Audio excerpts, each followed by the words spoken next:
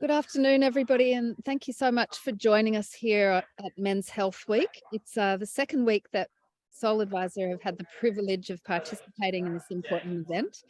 We participate for a very, very good reason, because despite the fact that today there's 2 women to 5 men in this little gathering, it's normally completely the opposite way, and usually it's 100% women or 99% women in things we do.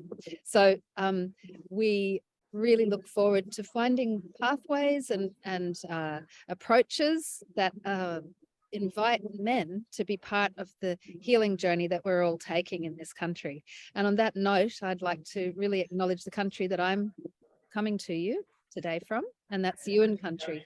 I'm sitting here between gum trees, there's hills in all the branches, and it's amazing country that has been cared for, loved, and sung into creation by elders for millennia. And the privilege is huge to be actually sitting here talking with you. And I hope that with what we do today and all the things that we do here at SoulAdvisor and in our respective organizations, that we're able to bring about a really positive healing of country and healing of all of us on it, so that we can be really proud of who we are as humans again. Okay, so welcome everybody. Welcome.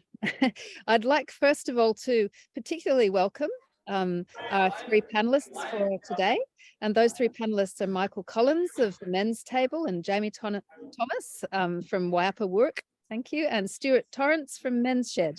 So thank you so much for being here and hearing the call to have a bit of a chat.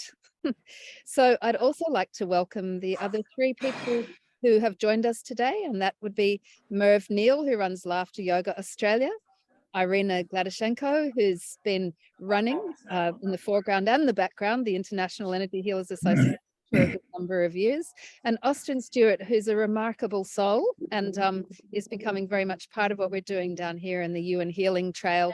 And I don't need to go on about who you are, Austin, because I'm sure we'll shine the light brightly on you shortly. Okay, so what I'd love to do is just introduce the topic of our conversation and the theme of this week, which is forming good habits around health. That's what the theme of Men's Health Week is this year.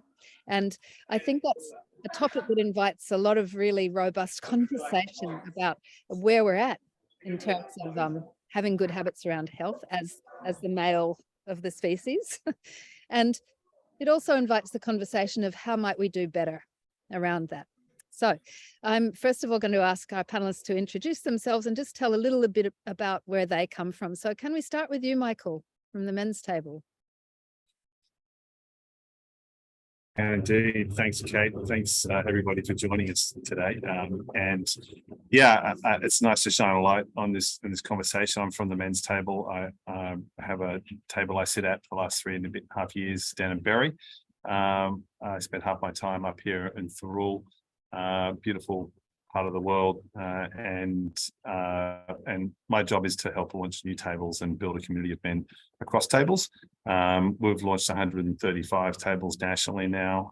Canberra and the southern New South Wales is my remit in terms of areas of focus. We're only about 4 years old as an organisation, but I guess the intention is for men to gather once a month, share a meal, and share their hearts and their lives with each other. And it's a space for men that seems to be growing in appeal, both in cities and the country, and diverse groups of men as well, younger, older, cross-cultural groups. So for me, it's a privilege to be doing this work and great to be in this conversation. Thank you so much, Michael. That's an awful lot of tables. Just out of interest, how many people are on average in each table community? Yeah, we target 12 but we'll call a table, give it a number at 8 because I think that's a solid number.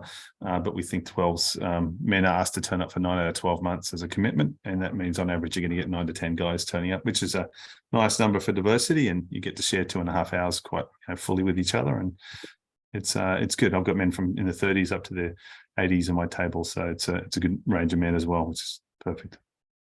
Yeah, and I think that, diversity is one of your catch cries, isn't it? At Men's Table, like having that range of age and range of experience and range of everything else is very very much part of it. I love Uh, that. Absolutely. Yeah, I think we're doubling down on that in terms of like, who are we inviting and how are we inviting people? Are we creating a place that's safe for everyone? And I guess there's some indications that we're getting some of that right, but I guess we're always looking to do better. Okay, well, there's a few things that I'd love to pursue a little later in the conversation there, but let's move over to Jamie and have a chat about, Jamie, why you're joining us and who you are. Oh, that's all right. Yeah, thanks, Kate. Yeah, my name's Jamie Thomas. I just want to say, a woman eating it'll tell about Malu, Kratangalanganai, Kire Warang Chaplong Lere Mireng. I just want to honor the ancestral lands which I'm seated on. My ancestral lands of my greatest of grandfathers and grandmother, and honor the ancestral lands in which you're seated on today. Yeah, I'm a co-creator of Wayapa Wuurrk, which is a earth, mind, body, spirit wellbeing practice, which has been formally established in about 10 years now. I've done a lot of work in the men's space culturally. As an Aboriginal man, I've been a really big advocate of guiding and leading young Aboriginal men through that process of transitioning from youth to manhood.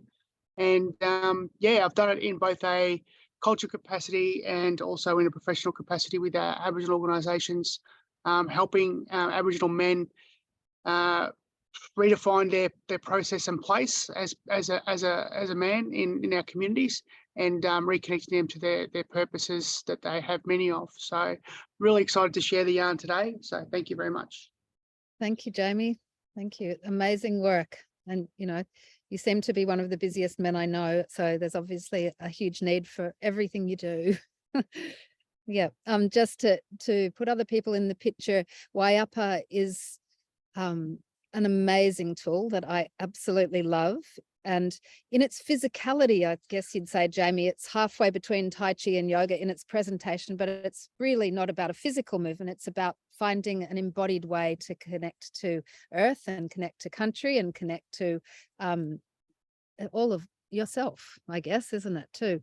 So yeah, it is. And it's about connecting to that higher purpose of looking after country today for generations to come. It's about the sustainability process of making sure that we're being mindful of our materialism and our consumerism as we go through this thing called life. This thing called life. What a journey. Okay, so thank you so much, Jamie. We're going to come back to lots of that too. So thirdly and lastly, I'd love to introduce you all to Stuart Torrance, who's sitting there in the Virgin Lounge and is in Brisbane and has kindly joined us for this discussion. So Stuart, would you like to say a little of yourself? Thanks very much, Kate. Am I on? Yep. You are. Okay. So I'm Stuart Torrance. I'm the Australian Men's Shed Association's Men's Health Project Officer. You might think that I've got some medical expertise. You're wrong. I'm a motor mechanic and welder by trade. I figure, you know, I can fix a car and I can build a house. How hard can it be to look after blokes and their health? Well, it's bloody hard. It's one of the hardest things to do. Not to do any one-upmanship, but Michael, we've got 1,300 sheds across Australia, more sheds than McDonald's. But we're not being competitive in any way, shape or form. In that regard, I've had the pleasure of working with men's sheds for the last 15 years, directly 7 years, and the other years were spent with Alzheimer's Australia, New South Wales, working on engaging men in the early stages of dementia and linking them with their local men's shed. So that was a very interesting project. It was 2 years and blew out to 9 years because they realized once we did the first 2 years that they had a problem engaging men. And it wasn't just men in the early stages of dementia, it was male carers, male loved ones. There seemed to be a disconnect. And as we researched it, there was some interesting finds in there in regards to how to engage men and how important men's sheds are in engaging maybe that blue collar people with people with a white collar background that want to sort of get into something more practical. You know, we have accountants that come into the shed, and the sheds go, terrific, you can be the treasurer. And the accountant usually says, no, I want to get my hands dirty. I want to get in there and learn how to build some stuff or fix some stuff or whatever.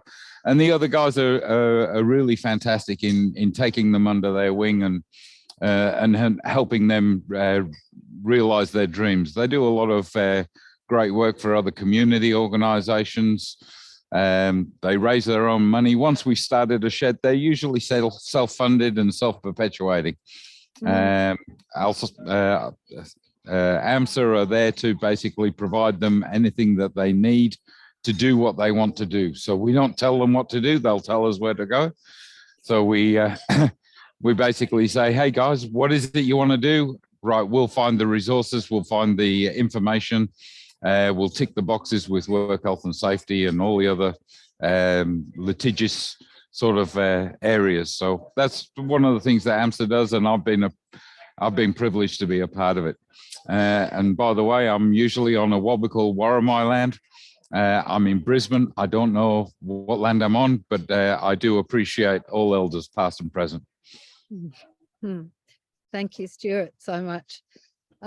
We had some fascinating pre-talks, Stuart, the other day about what you do as the Australian Men's Shed Association person, and it seems that you're always on the move between sheds and that different sheds seem to require different levels of support until, you know, they get going, or, you know, if you told them what to do, they'd tell you where to go, but they reach out to you for assistance. And I think there's a similarity there with what Michael's doing in terms of varying levels of assistance and intervention and modeling required from Men's Table.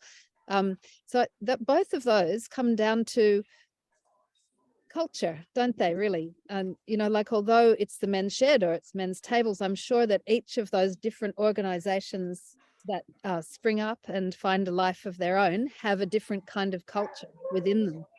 So I don't know if you're able to be wise enough to kind of see what the patterning is of which ones just get up and keep going and which ones require a little more assistance, or if you'd like to speak to that at all, either of you. In regards to my own experience, I have a fishing mate that I've fished with for well over 20 years. My wife calls him the other woman, and but my fishing is my men's shed. I get together with my mate, I offload, I chew the fat, and we talk about weird and wonderful things. Likewise, I think Michael's model is just a men's shed around a table. The guys can sit down, have a delicious meal, and talk about what's on their mind. And basically, a problem shared is a problem halved, as they say. And that happens in men's sheds. It happens at the men's table. It happens in fishing, at the local bowling club. Wherever men get together, they tend to come alongside one another. And, you know, amongst the banter, you'll find a lot of deep and meaningful stuff. Every now and again pops up, and you just go, oh, that's an interesting point of view. Let's go there, and a conversation sprouts up. Fantastic. Michael, you know, I've always been amazed chatting to you about the set of principles that guides Men's Shed, and the, I guess, the strength of how you've thought as a group. You've thought through the principles that you hold those tables with, you know, principles of engagement and things that actually help to make the place, you use the word safe, so I'm going to use that word back at you, but help to make the place safe. So, and it feels like to me the difference might be that this Men's Shed it's task oriented and things come up or they don't. Is that the same with Men's Table, or is it different? Yeah, and I guess there used to be a narrative, wasn't it? The guys are really okay leaning on a fence post, staring to the middle distance, and they might just share something with each other when they're standing next to each other, or possibly when they're doing some activity together. But don't ask them to look into each other's eyes and say anything of substance or meaning. Well, I guess I challenge that. I challenge that. That's sort of yes and is maybe another way to put that. And I think what we've proved is that guys are willing to have a conversation of substance, and it's not happened by chance, like maybe 1 or 5% of the time, but actually 95% of the time, where we go beyond banter and drop into an intentional conversation to share not what's going on in the world or what's going on in what we think about the world, but actually what's going on for us personally, reconnecting to ourselves and sharing our own stories. And for men, I know personally, even God help us talk about how we feel, maybe not something that we all got trained to do and I know for a lot of men, if you've been conditioned in a competitive and hierarchical sort of environment, it's actually possibly not safe to show vulnerability. But if you can create an environment where you open up and are willing to be vulnerable with each other about what's your own story, and those are the conditions we look to create in the fundamentals. We call them the fundamentals. They were the guiding principles that founded our Men's Table #1 in June 2011, the longest running table. And those principles are how to stay in good relationship, how to share from the heart, how to navigate the highs and lows of life. So celebrate the good stuff. I know we've got Merv here who enjoys some laughter, and the sign of a good table is the ability to laugh together. And often that laughter comes after a release of something really heavy. And so it's about being in respectful relationship with each other and to build some trust and rapport with a commitment to keep on turning up. Because some guys take a little while to get the confidence to share some stuff they've been carrying, possibly for a large part of their lives, that might be wrapped in some shame or some other stuff that's actually stopped them really fully living and feeling. And so we hear from men that they didn't know that it was okay to be in the company of men and speak the way they do when they turn up at a men's table. Sometimes for a lot of men, it's the first time that they've spoken the way they have. And they come back for more. And I guess that's probably that intentionality around that culture is what we mentor and coach our tables around. And some tables get it like, okay, I get it, but I mean, you've got 12 guys in a room. We're all human, right? It's going to be clunky. It's not going to be perfect. It's going to be a bit messy at times. And so sometimes a little bit of support and guidance, which is what I do as a regional host and my colleagues at the men's table, what we call ourselves the kitchen who serve the tables, will actually support the table to practice. It's a place to practice, really, how to be in a different space together where you don't actually have to solve a problem, do anything or create anything. You just need to support another man by listening and be supported by him when he listens to you. Thank you. That's, it's beautiful to have it framed up again. Thank you. Like so much of what you're doing both in the men's shed and also at men's table is creating a very a community that people can walk into and gain something from. And I think, part of that is the ethos of at what level you talk and share. And I know, Jamie, you were talking about the larger part of what you've been doing with men is helping them reestablish their sense of purpose and sense of place in the community.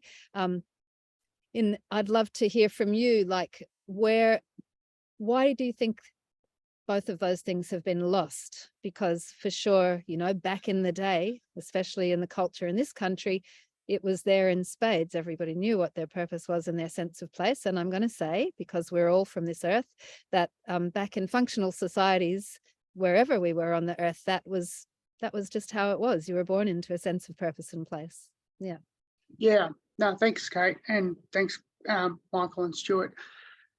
So I guess it's about the reinstallation of cultural identity as traditional people of this land and this earth, and getting men to understand that they have, first and foremost, a responsibility to learn their culture, learn their language and their practices, but also to pass those languages and practices on to next generations to make sure that it stays strong, and it's a big part. And we do a bit of a mix of both what Michael and Stuart do. We do one where we sit around, make artifacts, club sticks, boomerangs, where it's, focusing on a process where we sort of talk that way. But then we also sit around the fire where we also talk that way, so directly to each other. that vulnerable, I guess, that vulnerability and that the realness of our own life's journeys, coping with obviously, the effects of invasion and colonization, and how we can, continually to be strong amidst walking two worlds of living mainstream, but also continuing our cultural practices to keep us attached to our identities of our ancestors. It is often a tough gig because of pressures of society.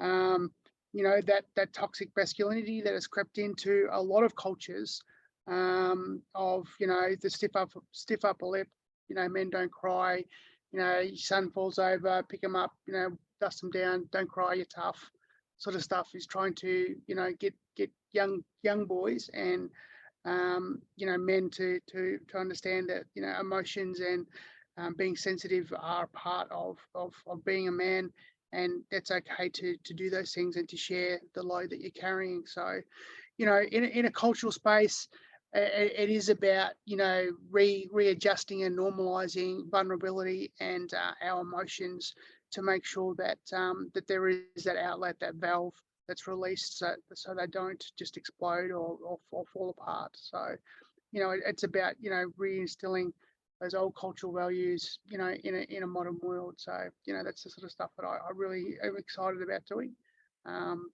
and encouraging other men to be a part of that process. Beautiful. What kind of I'm sorry, my mind is playing a lot of tricks. I'm just going, I'm thinking down here. So in Yuin country, it bore the brunt of a lot of the colonization process because we're on the south coast.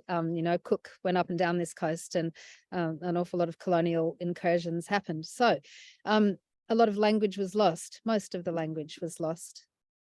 And so it's a matter of now reinstilling that language back into the culture here. And there's huge amounts of work being done about that.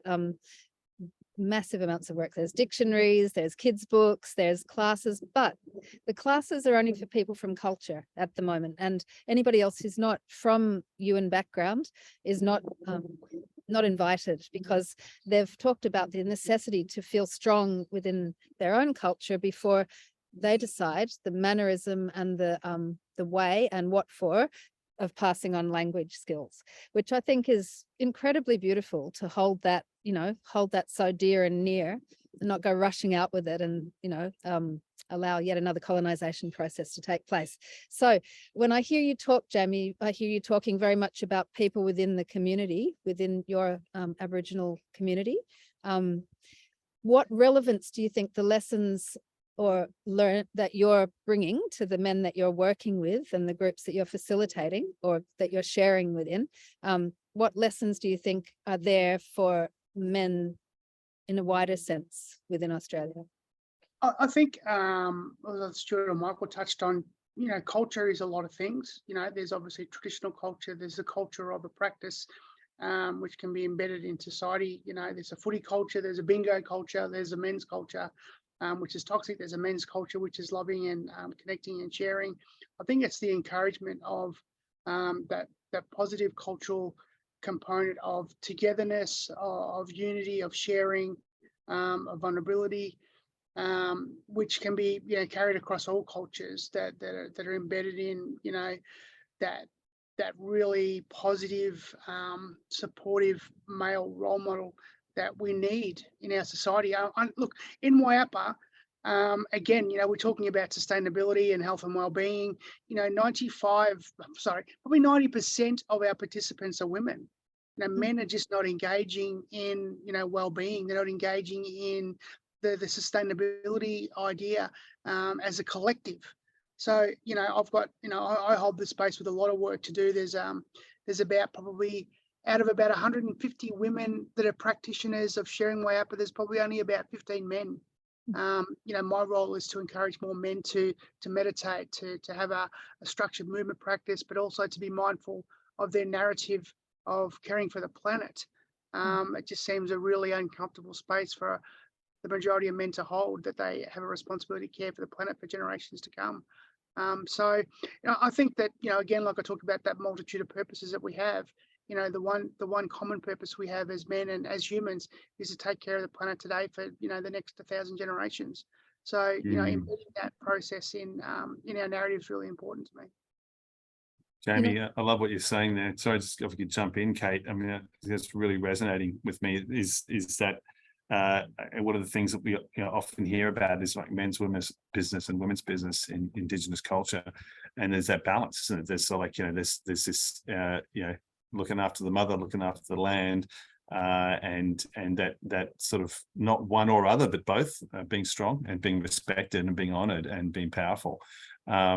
And I guess in traditional cultures, that's been true in many places. Maybe that balance is something that between the feminine and masculine that hasn't been as well honoured in a lot of Western cultures. And so I guess I hear you that you'd like to draw more of your men into that caring role and that caring for the planet role. And I guess what can we all do as men, I suppose, to sort of be in our masculinity, but also be in balance with women and the planet, right? And that feels like an incredible invitation you're sort of like putting out there. It's one for us all to work with.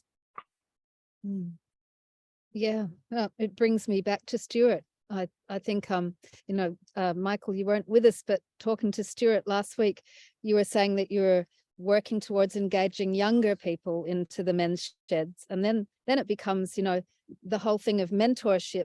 That really, if you've got people coming from 20s or 30s, do you have anything to talk about that age mix that you've got going there, or what will have going there? As Jamie was saying, you've got a toxic culture as well as a loving, nurturing culture in amongst men. What we tend to do is generalize and say men don't seek health advice. They don't care for their health. Well, I've found that to be totally untrue. We do care about our health. We just prioritize things a little differently. But once again, that prioritization is possibly a toxic culture in the men's world. In regards to what men's sheds do, we call it health by stealth. So they come for the tools, they come for the camaraderie, they come for the fun and the banter and the laughter. But then we sneak in a little bit of health information. We nudge them and encourage them to go and see the GP for an annual checkup. We try and talk in a language that they recognize. We say, hey, if your muffler's falling off, you would go and see a mechanic. Well, you've got a pain in the gut, mate. Go and see a doctor. That's what they're there for. And we try and break down these walls that have been built. And I think by re-educating the elders within our community, to maybe be a bit softer than they were brought up to be, that then is passed down to the younger ones. But the younger ones, again, come from a totally different culture, and diversity is their big buzzword. So they can teach the older guys to be a little more tolerant and the like. So I see the synergy between the young and the old, combating the culture that we're talking about, that is the toxic culture. And it's never going to be perfect.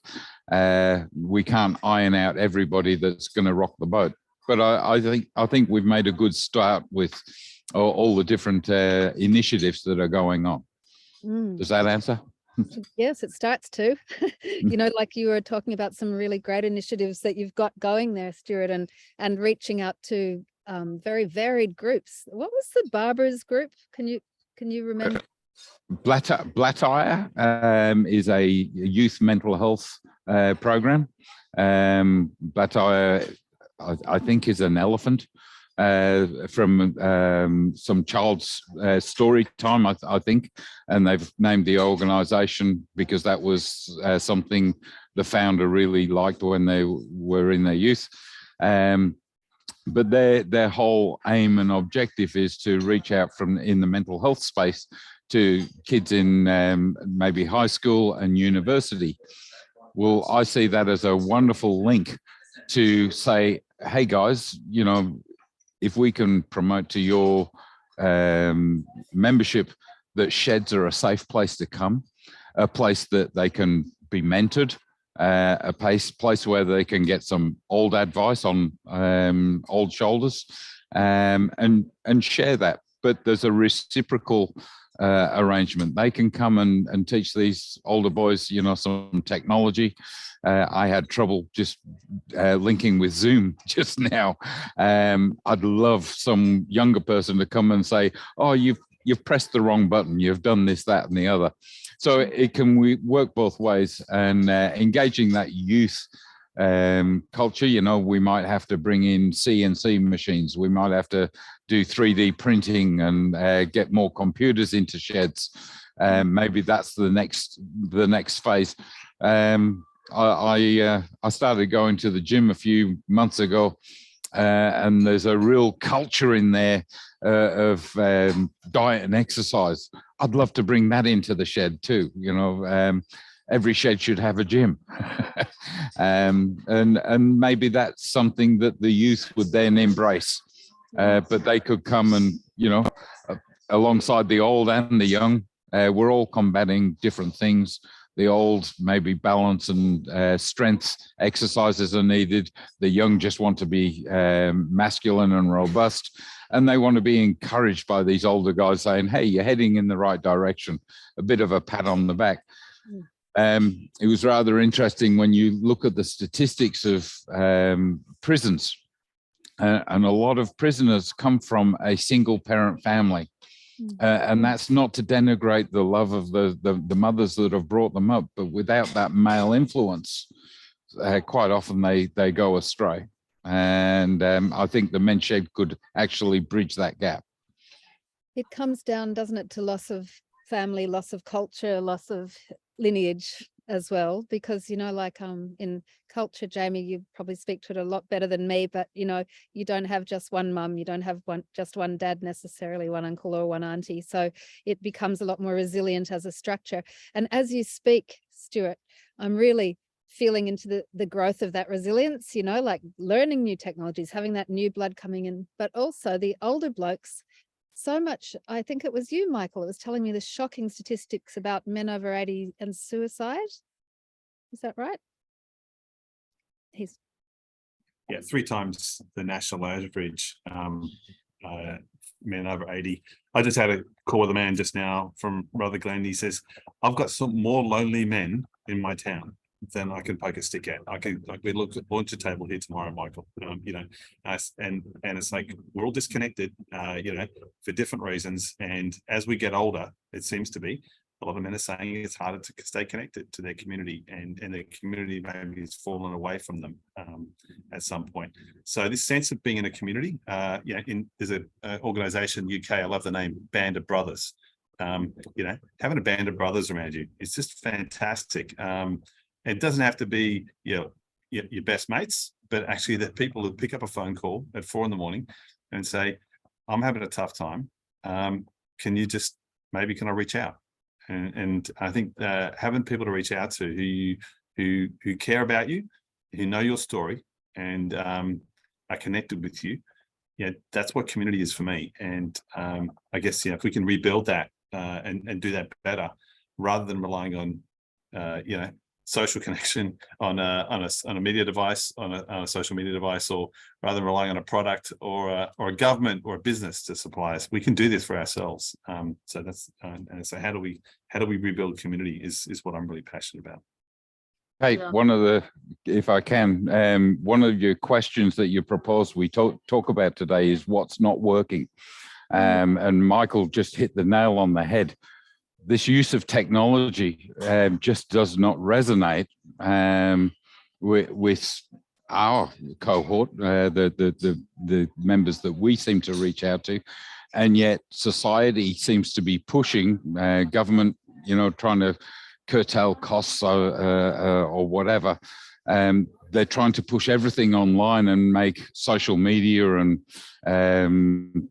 internet connections you miss that person-to-person connection, that one-to-one. I went to a fundraiser last night here in Brisbane, and one of the speakers was a previous coroner, and he actually reiterated the death statistics, and it was quite, it shook everybody in the room to the point where they donated twice what they did last year.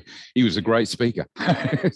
He hit the nail on the head, where men are basically taking their lives for the most obscure reasons, and most of them are just, so it's not necessarily about mental health.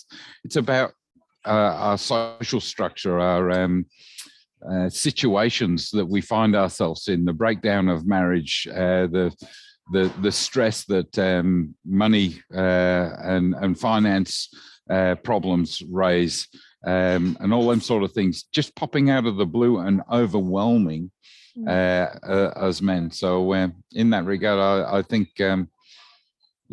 what's not working is a really big topic from our point of view. Huge topic. Yeah, can I just jump in, Kate, and say, that's why I'm so passionate about purpose. Every human being, every man has a purpose in life, in society, and we have a multitude of purposes as humans, as individuals. But valuing the uniqueness of each individual and pointing it out and to making it known to them and to others, that unique purpose that they have and that unique contribution that they have to society, to groups, to community, is a really big narrative of mine, because it normalizes that you have value, that you have worth, and that you are needed. And men that I work with that feel like that, they're overwhelmed of a breakdown in relationship of 30 years or 10 years, not seeing their kids every day because of breakdown, of financial, like you said, not having a job or whatever. Focusing on those other non systematic norms that society puts on men is what I'm really passionate about, to get them to see and understand the deeper necessity and need that they are in society and community, within their family structures, is really important. And just to add to what Kate said before about often, and we had multitude of mothers and fathers and community members, but unfortunately we're still overrepresented in prison systems as a population, as Aboriginal people. So making sure that the role models that they have are that of purpose, that are that of integrity, of love, of strength, and vulnerability is really an important part of the work that we do within Aboriginal communities. I'd love to, so important, all that stuff. It's just the quality of the role models. So how do we support our older people to be good role models for younger people? And does that just evolve naturally, or are there techniques or ways or mechanisms that we can bring to play that allows people to be good mentors? There's lots of volunteers in Australia, there's lots of mentors, but it's a skill to be a good one, a really, really good one. I think when I think into what all of you have said, the word shame just keeps coming up. And, it's that plenty of women have talked about being ashamed of being a woman, ashamed of their lack of beauty, ashamed of their age, ashamed of this, ashamed of that. Some crazy statistic on our side of the fence, on the female side of the fence, is that over 60% of women do not participate in outdoor activities and sports because of body shame. Like, wow, it's mad. But with men, it feels like more and more shame is being heaped on men's shoulders. They're being asked to hold the shame of where we're at right now. So, and I'd love you to say I'm wrong, for starters, or to talk to that. Yeah. Jamie, do you want to pick up on that, or? Yeah, look, I just want to say, there's a massive shame within our elders about not having cultural knowledge because of colonisation. I remember we had an elder in our men's group who was 80 years old, and he said, Jamie, I'm ashamed to be called an elder because I don't know any cultural knowledge. I said, but Uncle Eric, you're 80 years old. You've lived more days on this planet than I have. You have more lived experience of life than I have, you know. So that in itself is of value. And focusing on his lived experience, his life, the way he loved Annie Marg for 60 years and cared for her and brought his children up. I said, that is so, you know, amicable, and, you know, that is so valued. That is such a positive role model space for our men in a world where we're having fractured families and broken down relationships and single parent homes. You know, so, you know, for me, it's really about, you know, getting older men, and, you know, we talked about younger men. You know, the whole process of initiation, male initiation, is to take those young boys on a journey of life through manhood, not just with a ceremony, but with support and guidance for their whole life. You know, putting that back into place in our communities and societies is a really important part of Aboriginal culture, of men to live by law, LORE, and to you know, understand that, you know, we're living in a very, like I said before, two worlds road, where, you know, sometimes there's temptations on that other road that we go off on, but this road, the law road, the cultural road, will always be here for them to come back to, and without judgment, you know, with just love and care, you know. So for me, I suppose it is about you know, like we talked about, taking the shame away of either not knowing a culture or not knowing a process or not being part or belonging to, is a really big narrative that we talk about a lot within Aboriginal men's spaces. Jamie, a lot of male identity is based on what we do, how we earn a crust, and, you know, I know quite a few blokes that just do your everyday Joe average job, and they tend to feel that they're not important. Every one of us is important, and we need to express that to one another, because we make the whole. As individuals, we might seem small, but when you look at the earth in regards to the universe, we're only a small part of the bigger picture. Likewise, men are a small part of the bigger picture. You know, there's our families, there's their community, and we're all a part of that. And without each individual member, we're lesser for the experience that is lost. That gentleman that Jamie was mentioning, how he didn't feel like he had shame because he didn't know culture and speech.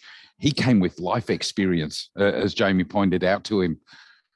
And maybe those words that Jamie spoke into his world encouraged him and made his shoulders go back, and it made him stand taller. Isn't that what we should be doing for each and every one of us? We should be encouraging each other's and pushing each other in a positive direction. Yeah, Stuart. My 2 cents worth. Yeah, and I'm slightly conscious of time and love to hear from the other two, maybe three as a checkout, hey, what you've appreciated about this conversation before you go. I'll just tell one story, maybe in 30 seconds, is a man at my table said, when he first started sitting with older men, he really was sitting there saying, wow, these older guys, they haven't actually worked out what this whole life thing's all about. They're still trying to work it out. And they're old. And he's like, that's fantastic. I don't have to work it out.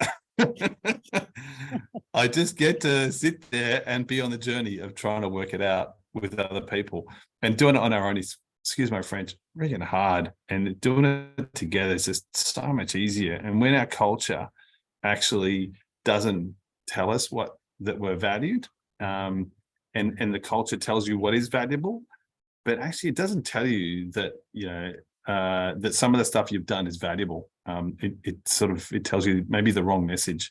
So this piece about feeling shame is actually also about not feeling valued, right? And so I really valued the story, Jamie, of a man who was vulnerable enough to share that he didn't feel he carried some shame, but he also was looking for some acknowledgement, wasn't he? Really, of his value. And so I think maybe we all just need to reframe how we value each other and show love and acknowledgement. But that's enough for me, I think. I'm going to share onto the YouTube when this is finished a beautiful piece of art, but I'd just like to explain it which is an Aboriginal piece of art that was commissioned by SBS. And this is where my story is leading, and I will share it with everybody after this is finished. But, you know, we're in a transitional state. It's transitioning maybe faster than any of us can hold on to the reins of right now. So, and lucky us to all be part of the healing. But, you know, we've been in this kind of a culture with a man usually up the top as prime minister, head of the family, headmaster, priest, etc., etc. And we all know where that's led to. So that person feels very, very close to God indeed. And everybody else is taught to kowtow and listen up to that person and to understand their place in the structure. So you can tell just from that shape how many people are benefiting from that structure, really, you know, like those people have sense of purpose, have a sense of worth, and everybody else is basically told that they don't know diddly squat and they better listen to the people up the top. So right now in our transition, we're lifting our wings and we're coming to that really communal community structure. We're starting to fly, and we're starting to come to the point where each of us understands that to do that motion, to actually fly, we're all part of that. We all have to participate. We're all a piece of those feathers, those bones, those beaks. And when the picture that expressed that so well for me, I've been fond of saying we've got to start to see each other as pieces in a puzzle, as a mosaic. And I can't remember who it was, but it was somebody of culture that said to me, no, that's a really, really human-made structure still. You know, we make puzzles, we make mosaics when we're putting them up in tiles. It's like river rocks. You know, we're in that river and we're all bumping up against each other. You, Michael, talking about your tables sometimes don't go as smoothly as they might. I'm sure you both, Stuart and Jamie, have that same experience in male communities where you have to, you know, nudge it a little and move it back into shape. And we're grinding off each other's rough bits so that one rock's shaped like this, one's like that, one's a tiny little pebble, but we're all in the same stream of life and all shaping each other and smoothing each other. And there's a beautiful piece of art that explains that in not so many words. So I'll find that and send it through. I'd like to just now open for Austin and Merv and Irina we can go 3 minutes or 4 minutes over. So have you got any questions to these lovely gentlemen? Can I just pass a comment if that's okay? It's real privilege to sit in a conversation like this where it's not common in my world. I have to talk about my world. And it's also so enthusing to know that there is models out there who can show men how to be, and like Michael and Stuart and Jamie have really shown that there's many ways. And I think that there's a few things. The power in man is really important. And part of the power is to embrace their ability to be able to have language behind what it is. And so we talk about diversity and engaging with people, but the action behind that is really important, the integration and the action. And these kind of forums, I feel, are really beneficial and hugely required, but need to be sent out into the greater world. As a counselor, I see that people don't know boys, teenage boys, who I'm really interested in because they're so disengaged. How do we get them to remember? Like to really remember. Dissociated from their body, in effect, I sense means dissociated, period. And so bringing them back. So finding ways that men can go to men's tables, men's shed, but from a young age, and like blood them into the systems. You know, I find that there's a lot of older men who feel lonely. It's great, Michael, you talking about having that conversation with a guy from Rutherglen who there's people feeling lonely. What a great place to start. We're lonely. We're not lonely on our own anymore. We're talking about it. So just the power of the language is so critical. And thank you so much. It's been a privilege just to listen to you talking. And thank you, Kate, for facilitating. Thank you for that comment, Austin. Does anybody wish to speak to that? Let's move on then. And how about Merv and Irina? And anything that you'd like to add in? Oh, going to the role modeling. So I heard the three panelists and the work that they do. It just identifies what a big underachiever I am, clearly, because of what. Straight to the shame, Merv. Straight to the shame. So these are the sort of role models we need. People who are doing stuff at a superhuman level, and yet the role models that I've been seeing for the last 24 hours are men in Parliament who are acting inappropriately. I'm going, how do we combat that when on our screens and in our lives we have people at the top echelon acting inappropriately? You know, how do we deal with that? And it's a shame that these sort of things are happening, and it ruins all the other good work that these other high achieving men are doing. So I think that's a shame. The other point I'd like to make is I'm so jealous of the Indigenous culture, and I've traveled and I've seen the Japanese culture, the Italian culture, the Indian culture. I'd like someone to tell me what the Australian culture is, because we're so multicultural. I think we've sort of confused about what is an Australian culture. And I would love to have an Australian culture, and maybe that's going to come through the men's shed. Maybe it is a multicultural society that we need to embrace so that we can embrace it and start to act in an appropriate way. I know what the football culture is with my team, and I know the culture that I'm trying to instill in my children and my grandchildren. But as an Australian culture, do we have one that we're proud of, that we can really put our label to and start to move forward with? I haven't seen it as yet, and I'd love to find it one day. It'd be Early great. days, Merv, early days. Yeah, indeed. Like the thing for white people having been here, and I think what we're doing down here in UN Healing, the UN Healing on Country that we're doing, and what Wayapa is doing is modeling out traditional ways around these parts of being and seeing and knowing and doing. And, you know, it's not as if everybody's suddenly going to become Aboriginal, but there's also an awful lot to be gained by knowing what's appropriate to do right here, right now, on this piece of land under these skies, right? Yeah. Anyway, I guess just to speak to Merv's point there, maybe just the one thing that rose for me is the quality of good listening. You know, if you can listen to people first and before you assume you know them, taking time, being patient, moving slowly, and then they might just listen back to you. So rather than turning up with a solution mindset, or problem solution thinking is so much the way the world used to go. And it's just like, that's just such an old model. That's the old leader model. Tell me a problem, I'll solve your problem for you. It's like, actually, we need to, part of the cultural change. I think the culture maybe is a cultural change is what we're talking about, Merv. And that's what I'm up for. Oh, Irina, anything to add?